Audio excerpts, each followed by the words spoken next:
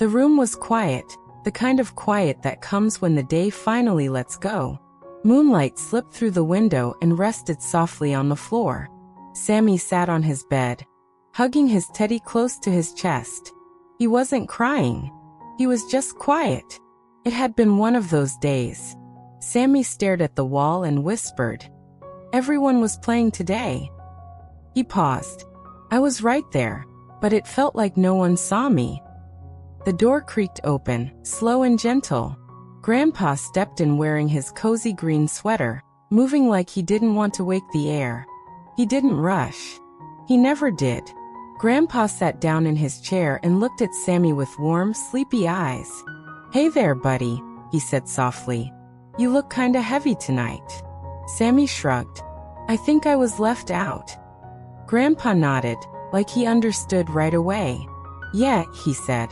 "That feeling can sneak up on you." He reached into his pocket and pulled out a small, empty glass jar. Nothing fancy, just clear, clean, and quiet. "I was thinking," Grandpa said, holding it between his hands, "maybe we could make something together."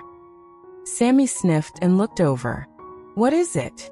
"This," Grandpa said with a small smile, "is a memory jar." Sammy tilted his head. "What does it do?" Grandpa chuckled gently. "It holds the moments we don't want to lose, especially the ones that remind us we matter." Sammy slid off the bed and climbed into Grandpa's lap. Grandpa handed him a small stack of soft paper and a pencil. "Let's start with one," Grandpa said. "You don't have to rush." Sammy thought for a moment.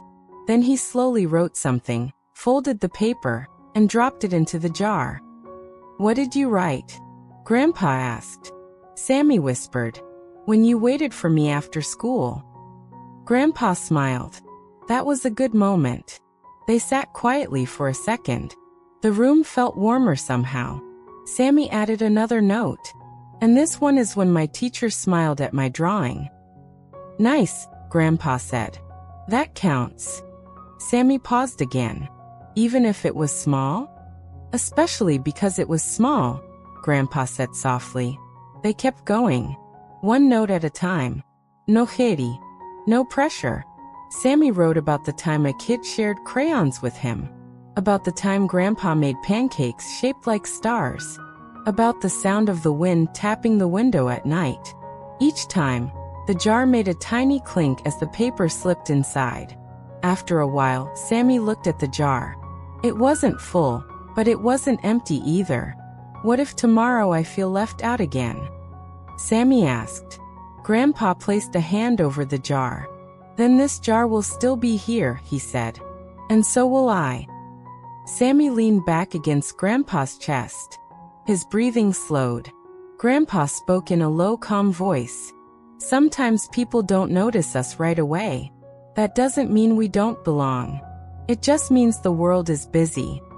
Sammy nodded. "Yeah, the world is kinda loud." "It sure is," Grandpa said. "But this room? This moment? It's just ours." They placed the memory jar on the shelf by the bed, where the moonlight could touch it. Grandpa tucked Sammy under the blanket and smoothed his hair. "Anytime you feel left out," he said, "you can add another memory. Or just sit and remember the ones already there." Sammy's eyes grew heavy. "Grandpa, thanks for seeing me." Grandpa smiled. "Always, kiddo. Always." The light dimmed. The room went still. And as Sammy drifted off to sleep, the memory jar quietly glowed, holding every little reminder that he was never truly alone.